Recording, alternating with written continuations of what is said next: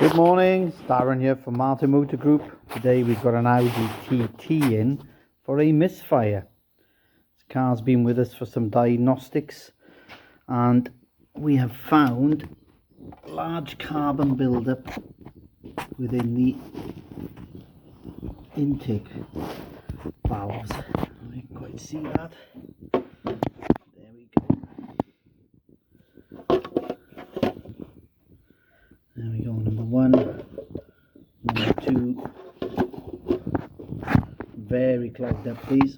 So we're in the process now, using our special shot blasting equipment to get this cleaned out, and we'll give you an update once it's done.